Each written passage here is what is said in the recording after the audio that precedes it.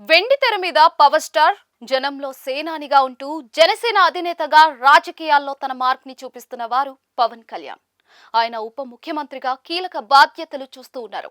ఇక నారా లోకేష్ చంద్రబాబు కుమారుడిగా రాజకీయ ఎంట్రీ ఇచ్చి ఈ రోజున తనదైన ముద్రను బలంగా వేసుకుంటూ ముందుకు సాగుతూ ఉన్నారు.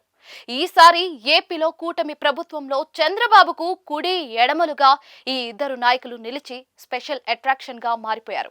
నారా లోకేష్ చాలా స్పోర్టివ్ గా ఉంటారు. ఆ విషయం అందరికీ ఇప్పుడు బాగా అర్థమవుతుంది. ఆయన ఎవరితోనూ కోరి విభేదాలు తెచ్చుకోరు. అదేవిధంగా ఎవరికైనా కూడా గౌరవం ఇచ్చే విషయంలోనూ ఆయన ముందుంటారు. ఇక పవన్ కళ్యాణ్ ని తన సొంత అన్న మాదిరిగా లోకేష్ చూసుకుంటున్న తీరు పవన్ అభిమానులకే కాదు, యూత్ ని సైతం ఆకర్షిస్తూ ఉంది. అందుకే వారు లోకేష్ నే ఈ ప్రశ్న అడిగారు.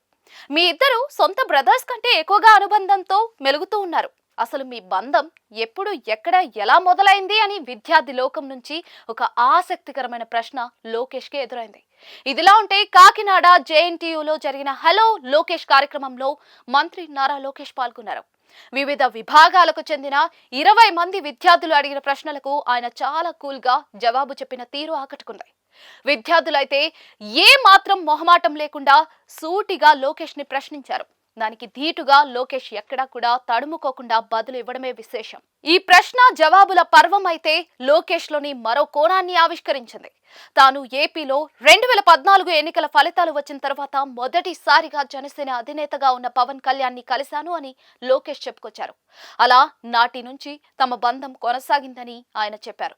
ఇక చంద్రబాబుని 2023 సెప్టెంబర్ నెలలో అరెస్ట్ చేసినప్పుడు పవన్ కళ్యాణ్ వచ్చి తన కుటుంబానికి ఎంతో మద్దతుగా అండగా నిలిచిన సందర్భం అయితే తన జీవితాంతం గుర్తుంచుకుంటానని లోకేష్ భావోద్వేగంగా చెప్పారు.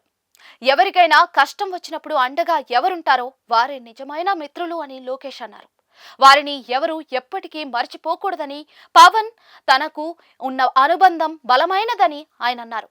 ఇక తన కాలేజ్ రోజుల గురించి కూడా లోకేష్ మాట్లాడుతూ తాను అమెరికన్ విద్యా విధానంలో చదివాను అని, అక్కడ హాజరైతే దానికి కూడా మార్కులు ఉంటాయని చెప్పారు. దాంతో మార్కుల కోసమైనా తాను ఎప్పుడూ పెద్దగా బంక్ కొట్టలేదని లోకేష్ చెప్పారు. ఇక తనకు 90% అటెండెన్స్ ఉంటే తన భార్య బ్రాహ్మణికి 100% ఉండేదని కాలేజ్ రోజులను ఆయన తలుచుకున్నారు. ఏపీకి మంచి భవిష్యత్తు ఉందని, విద్యార్థులు వాటిని సద్వినియోగం చేసుకోవాలని ఆయన కోరారు. ఏపీకి ఎన్నో పరిశ్రమలు వస్తున్నాయని, వాటి ద్వారా ఉపాధి అవకాశాలు దక్కుతున్నాయని చెప్పారు. ఏపీని అగ్రస్థానంలో తీర్చిదిద్దే విషయంలో యువత పాత్ర చాలా కీలకమని ఆయన అన్నారు.